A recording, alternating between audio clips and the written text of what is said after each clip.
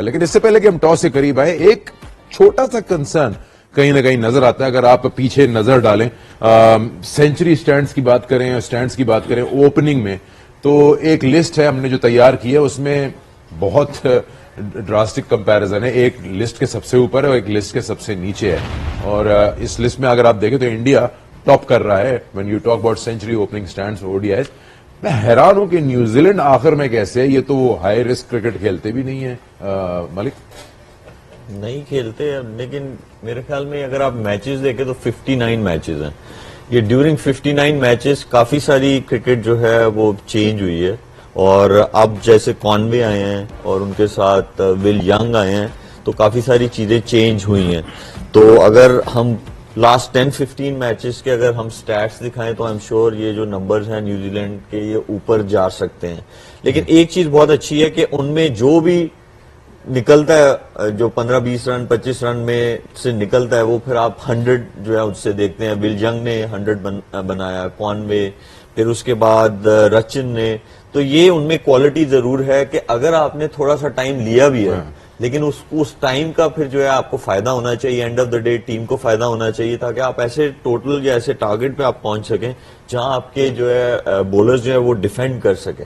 वैसे एक्चुअली बड़ी रेयरिटी होती है ओपनिंग पार्टनरशिप 100 रन की रोज देखने को नहीं मिलती। दो नए बॉल हो और आप खेल रहे हो, तो आई थिंक यहाँ पे तो एक कोई निकलता है अपना 100 करता है। 100 पार्टनरशिप बहुत कम, इस I think ICC champions trophy में 100 की ओपनिंग पार्टनरशिप दिखी नहीं है। नहीं, मेरा ख्याल है कि इंडिया इसलिए इसको लीड कर रहा है कि उनकी एक स्टेबल ओपनिंग पार्टनरशिप मौजूद है। वो ही दो प्लेयर, शुभमन गिल की बात करें तो पिछले 2-3 साल से वो एज एन ओपनर ही खेल रहे हैं, और रोहित शर्मा जब भी वनडे में खेलते हैं वो एज एन ओपनर खेलते हैं। तो जब आप एक दूसरे के साथ खेलते हैं तो एक कॉम्प्लीमेंट करते हैं एक दूसरे की गेम को।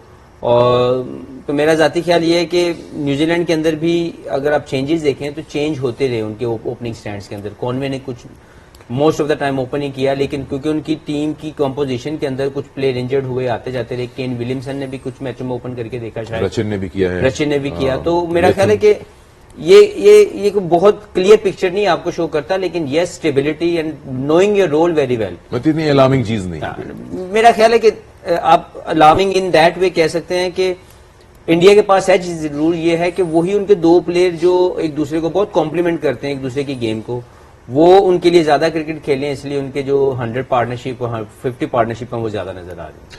ठीक है, हम टॉस के करीब जा रहे हैं। सना, ये बताया कि आपने कहा था कि न्यूजीलैंड जो है वो चेस करे तो बेहतर रहेगा, तो जितने कम हो उतना अच्छा है, लेकिन कितने रियलिस्टिकली कर पाएगा? देखिए, इंडिया को अगर आप अंडर 240 के करीब रोक लें तो आई थिंक बहुत अच्छा आपके पास ऑप्शन हो सकता है। इससे ऊपर जाएंगे तो ऑब्वियसली मजीद टफ होता चला जाएगा। पहले बारी करना थोड़ी सी ट्रिकी है और ज्यादा स्लोअर होगा। इंडिया के पास स्पिन ऑप्शन बहुत ज्यादा है, तो सबसे बेहतर चांस आई थिंक न्यूजीलैंड का चेस करके ही बनता है कि वो चेस करने पे जाए। Is she asking too much from the New Zealand bowlers के 240 पर रोके इंडिया की बैटिंग को? She is asking bit too much. नहीं, वैसे ऑनेस्टली मैं भी हार्ड टास्क मास्टर हूं मैं। लेकिन हो सकता है, हमने रिसेंट पास में देखा है कि जो मैट हेनरी है वो इंडिया के बैट्समैनों को उन्होंने ट्रबल किया है। और जब इनके टॉप ऑर्डर के 3 देखें, इनकी जो पार रन रीच करने के लिए सबसे इंपॉर्टेंट रोल प्ले करते हैं रोहित शर्मा और विराट कोहली हैं। अगर ये 2 विकेट आप जल्दी ले लेते हैं और आप उनको अंडर 10 आउट कर लेते हैं, अंडर 20 आउट करते हैं, तो there is a high chances कि आप वो जो पार रन उसको टच नहीं करते। तो मैट हेनरी ने इनके खिलाफ काफी सक्सेस हासिल की हुई है। अगर उनका नया बॉल यहाँ पे थोड़ा सा घूमता है और वो अर्ली ऑन रोहित को और विराट को आउट करते हैं, तो दे कैन रिस्ट्रिक्ट लाइक 240 तक उनको रोक सकते हैं। जीतना है न्यूजीलैंड ने तो ये करना पड़ेगा। मेरे ख्याल में जो थ्रेटनिंग बॉलर है इंडियन बैटिंग के लिए, वो सैटनर है। वो डैमेज कर सकते हैं मेरे ख्याल में। उसके अलावा मुझे कोई एज सच विलोरुक को आप नहीं समझते कि वो ऊपर अच्छे बॉलर हैं वो, लेकिन निकालेगा विकेट? नहीं अच्छे मैं बॉलर मैं तो चाहूंगी 1-2 विकेट। अच्छा चले, नहीं 1-2 तो कुछ की एक राइवलरी वहां पे है। एक प्लेयर है जो कि पहला मैच जो ओपनिंग आया था उसमें बड़ा शानदार परफॉर्मेंस दी थी ट्राई नेशन की, केन विलियमसन। और जब आप बात करते हैं कि शायद यूएई कंडीशन में बहुत हाई स्कोरिंग गेम ना हो, लेकिन बैटिंग थोड़ी टेस्टिंग हो सकती है मिड ओवर्स में, तो केन विलियमसन का तो बड़ा इंपॉर्टेंट रोल होगा।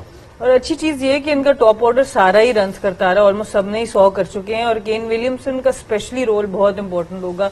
जितने भी मैचेस ये दुबई में खेलते हैं, चाहे वो इसके बाद फाइनल मैच हो या ये खाली ये मैच है, कि वो जिस तरह से लेके चलते हैं इनिंग्स, वो अलाउ करते हैं अपने इर्द गिर्द के बैटर्स को अपनी फ्री गेम खेलने पे, और पार्टनरशिप्स बनाने के माहिर है।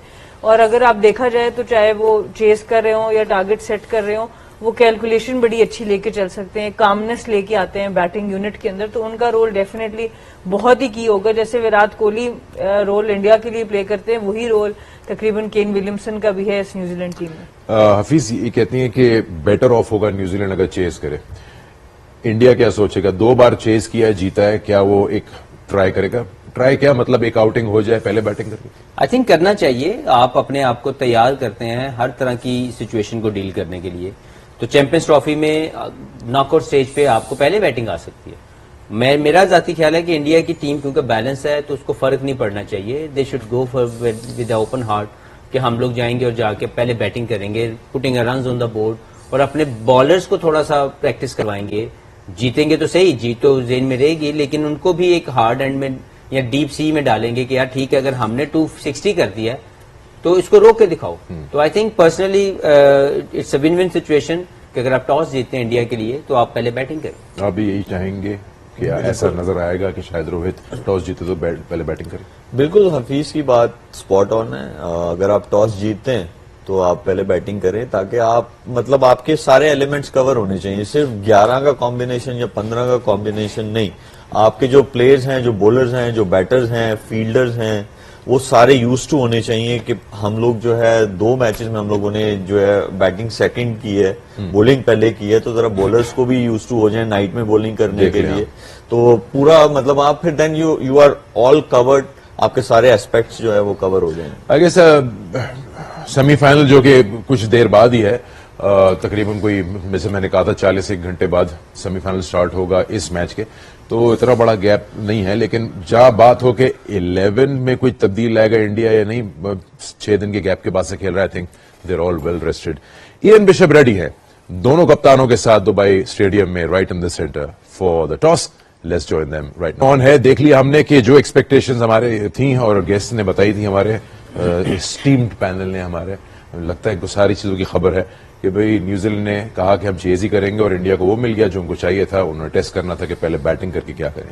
थोड़ा सा सरप्राइजिंग ये लगा, या I don't know if it's right, यही लोग बता सकते हैं। शोएब से स्टार्ट कर लेते हैं कि 4 स्पिनर वरुण चक्रवर्ती को ले लिया है, हर्षित राणा को छोड़ के। जी बिल्कुल, और वो मेरे ख्याल में वो विकेट्स लेना चाहते हैं ताकि वो 50 ओवर जो है पूरे ना करा सकें। ठीक है, इंडिया पहले बैटिंग कर रहा है, लेकिन उनका गोल यही है कि, और दुबई स्टेडियम जो है उसके जो डिमेंशंस हैं, बाउंड्री, वो इतने छोटे नहीं है, वो अच्छे साइज की बाउंड्री साइजेस हैं, जिसकी वजह से वो स्पिनर्स को ज्यादा लेके आए और ऑफर भी ज्यादा करता है, स्पेशली मिडिल ओवर्स में जो है स्पिनर्स को, जहां बॉल स्लो हो जाता है, कोई बॉल टर्न होता है, कोई बॉल नहीं टर्न होता, लो रहता है। तो मेरे ख्याल में ये एक अच्छी चेंज है। लेकिन on the other side having 2 seamers, और एक जो है आपका प्रॉपर है बॉलर और एक जो है वो आपका ऑलराउंडर है, बॉलिंग ऑलराउंडर है। सो ये ना हो कि अगर स्पिनर्स को वो अच्छा खेलना शुरू हो गए तो थोड़ा सा ट्रबल आ सकता है। हैविंग 2 टाइम है, चेंज कर लें टीम। आपको एक्स्ट्रा नेरी आए, बदल आए, ज्यादा पानी आए। देखिए आपकी टीम में आपने कॉनवे को बाहर कर दिया, इतने फॉर्म में थे, इतना अच्छा खेल रहे थे। मैं तो जो वापस चेंज समझ रही थी शायद न्यूजीलैंड करेगा, वो इंडिया ने कर दी। वो तो अपने सीमर्स के साथ ही जा रहे हैं। न्यूजीलैंड, उनके पास भी ऑप्शन था, वो भी इस तरह से कर सकते थे कि एक सीमर की जगह स्पिनर डाल देते, but I think overall combination उनका अच्छा ही लग रहा है। और सबसे अच्छी बात है कि चेस कर रहे हैं। तो शुरू में उनके पास एक फुल ऑप्शन होगा पिच को समझने का, क्या कंडीशंस है, क्योंकि इंडिया तो उधर ही खेलता रह रहा है, होम एडवांटेज इंडिया के पास है। तो आई थिंक अच्छी चीज है कि न्यूजीलैंड को थोड़ा सा वो स्पेस जरूर मिलेगा before they come out to bat, और अगर तो ड्यू आता है तो थोड़ा सा और एज होगा। तो I am quite happy with the decision. आपको भी एडवांटेज मिला है ना? हाँ बिल्कुल बिल्कुल मिला। वन साइडेड, वन साइडेड कह रहे हैं, कौन सी साइड वन साइडेड? नहीं, कोई भी वन साइडेड नहीं है। यस, मुझे लगता है कि इंडिया ने बिल्कुल, उन्होंने बात भी की कि वो चाहते ये थे कि वो अपने आप को चैलेंज करें।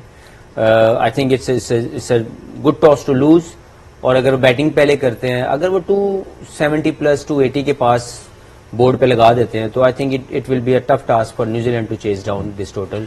क्योंकि वरुण के आने से वो जो वैरायटी है स्पिन बॉलिंग की वो बढ़ जाती है। इज अ विकेट टेकर, बड़ी फॉर्म में थे recently. For the combination he couldn't get his chance, लेकिन आज अगर चांस मिला है तो I think it's a good move from them. Spinning combination जो है ना इंडिया का वो बहुत डिफरेंट है। दो लेफ्ट आर्म स्पिनर्स भी अगर आप देखें, अक्षर पटेल और जडेजा जो है, वो भी उनमें भी सिमिलैरिटीज नहीं है। अक्षर पटेल का बॉल जो है वो ज्यादा स्किड होके अंदर आता है राइटी को, जडेजा ये है कि वो ड्रिफ्ट के साथ अंदर बॉल आता है, फिर स्पिन होता है और पेस बहुत अच्छी है। और फिर कुलदीप यादव, फिर आज जो वरुण आए हैं, मेरे ख्याल में हर बॉलर ही उनका जो है वो एक दूसरे सिमिलैरिटीज नहीं है। सो ये अच्छा चैलेंज होगा आज न्यूजीलैंड के बैटर्स के लिए। एक नजर डाल लेते हैं प्लेइंग 11 पे एक बार फिर कि आज कौन कौन खेल रहा है। और क्योंकि इंडिया पहले बैटिंग कर रहे हैं तो इंडिया की टीम पे नजर डालते हैं। कप्तान रोहित, इनके साथ वेरी टैलेंटेड शुभमन गिल, 3 पे विराट कोहली। इंडिया आज पहले बैटिंग कर रहा है। श्रेयस अय्यर, एक आउटिंग उनको मिली है।